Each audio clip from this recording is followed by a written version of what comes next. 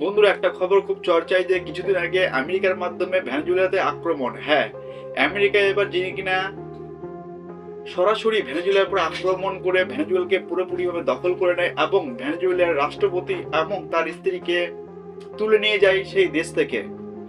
ঘটনাটি আপনারা হয়তোবা অনেকেই জানেন। ভেনেজুয়েলার উপর আক্রমণ করেছে ডোনাল্ড ট্রাম্প।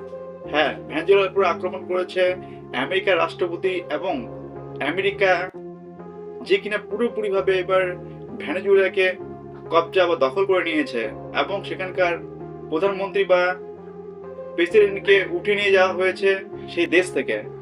আক্রমণ এবং ভেনেজুয়েলার রাষ্ট্রপতি এবং তার স্ত্রীকে উঠিয়ে নিয়ে যাওয়ার ঘটনাটি পুরোপুরিভাবে চর্চিত এবং আলোচ্য বিষয় বর্তমান দিনে।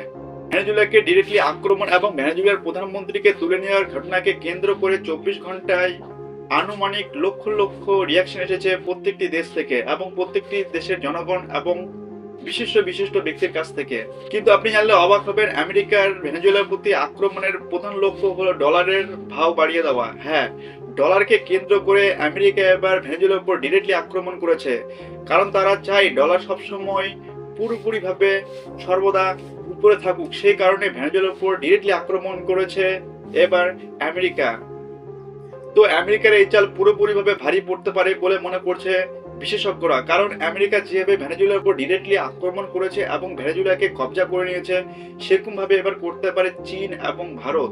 হ্যাঁ, চীন এবং তাইওয়ানকে কবজা করতে পারে এবং ভারত ডিরেক্টলি এবার পাকিস্তান এমনকি বাংলাদেশকেও কবজা করতে পারে বলে মনে করছে বিশেষজ্ঞরা। মনে করছে যে ছোট ছোট দেশগুলি যেরকম ভারতের সাথে রয়েছে বাংলাদেশ এবং পাকিস্তান, তারা কোথাও না কোথাও ডিরেক্টলি এবং ইনডাইরেক্টলি ভারতকে আক্রমণ করে থাকে এবং বিভিন্ন কথাবার্তার মাধ্যমে ভারত এবার পারে আমেরিকার মতো বাংলাদেশ এবং পাকিস্তানকে পুরোপুরিভাবে কবজা করে নিতে বলে মনে করছে বিশেষজ্ঞরা। বিশ্বের পলিটিক্স যদি আপনি একটু ভালো করে মন দিয়ে দেখেন, তাহলে আপনি দেখতে পাবেন যে বিশ্বের পলিটিক্স মেন তিনটা কারণে চলে। যে দেশে বর্তমানের ইকোনমি বড়, যে দেশে পুরো শক্তিশালী, সে দেশ কিনা পুরোপুরিভাবে কন্ট্রোল করছে বাকি সব ছোট ছোট দেশগুলিকে। এবং বিশ্বের যেসব শক্তিশালী দেশ যেরকম ভারত, আমেরিকা, চায়না, রাশিয়া, এই চারটি প্রধানত দেশ যে কিনা বিশ্বের সব ছোট দেশকে নিয়ন্ত্রণ করছে এবং বিশ্বের যেসব ছোট ছোট দেশের মধ্যে গ্যাস, তেল এবং খনিজ ভান্ডার রয়েছে, বিশ্বের এই চারটি প্রধান দেশ তাদের উপর ডিরেক্টলি বা ইনডাইরেক্টলি কোথাও যেন একটা কবজা করার চেষ্টা করছে বা তাদেরকে দখল করে নেওয়ার চেষ্টা করছে বলে মনে করছে বিশেষজ্ঞরা। যদিও বাংলাদেশে এবং পাকিস্তানে বর্তমান দিনে তেল এবং খনিজ পদার্থ সেরকমটা নেই, তবুও এবার বিশেষজ্ঞরা মনে করছে যে বাংলাদেশকে কোথাও যেন এবার সমস্যার মুখে পড়তে হতে পারে, কারণ ইন্ডিয়া কোথাও যেন এবার এই চান্সে পাকিস্তান এবং বাংলাদেশকে আক্রমণ করতে পারে এবং পাকিস্তান এবং বাংলাদেশকে পুরোপুরিভাবে কবজা করতে পারে বলে মনে করছে। আপনি যদি ভারতবর্ষের সৈন্য তাকত দেখেন, তাহলে আপনি লক্ষ্য করবেন ভারতবর্ষের সৈন্য তাকত বর্তমানে বিশ্বের চতুর্থ স্থান অধিকার করে রয়েছে।